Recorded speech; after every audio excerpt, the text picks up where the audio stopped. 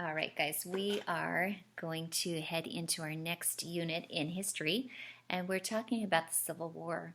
And the Civil War was a very tragic time for our country.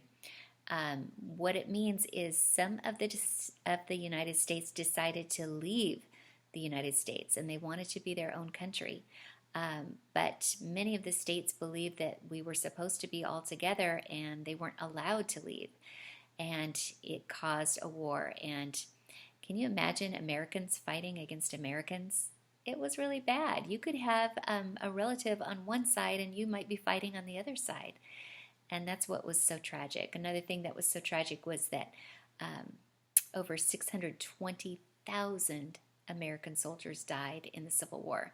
And that's more than the American soldiers who died in other wars that America fought. So that was really sad. There was a lot of death. And but what became of the war? After the war was over, all of the states still belonged in the United States. And one of the great outcomes of the Civil War was that slavery was ended. You know, we've been talking all the way from the beginning of our school year about how our history began in the United States and how slavery was always that problem. That was always a problem even with the Constitution. Remember, they couldn't make a decision, and so the problem kept getting worse and worse. So we're going to back up a little bit. I want you to have your workbook, your history journal, and your history textbook, because we're going to be using all three today.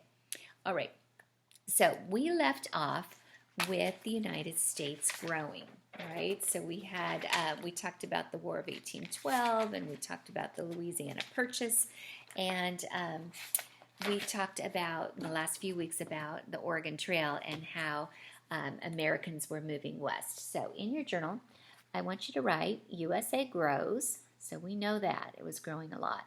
And then do you remember what people were thinking? Remember the idea of manifest destiny. It was the belief that the U.S. should spread all the way from the Atlantic Ocean to the Pacific Ocean. Remember, that was the idea. And there was that war with Mexico, and we ended up gaining a lot of Mexican territory and the Oregon Territory. And so people were moving west. They were taking the Oregon Trail to Oregon, and there were a lot of people who were moving to California, especially after gold was discovered there in 1849. Okay, so I want you to write all of that down. I want you to leave room. There's a couple maps that we're going to cut out of our workbook page and stick right there. Okay, so on page, remember you can pause me if that's a lot of writing, so pause me and write it and then turn it on again. So page 102 in your workbook, not your textbook, this shows the Oregon Trail. So you're going to draw a trail. How did you get to the Oregon Territory? Okay, which is up here. And you're going to cut this out and put that on that page. Also, on page 103, you're going to take a little smaller map of Oregon Territory and put that in there also. Okay, so you have a map of that westward expansion.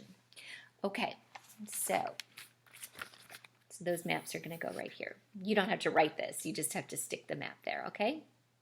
Okay, then when you're done writing that, I want you to go to the next page. And here is when we come to the causes of the Civil War. Okay, so America's expanding, right?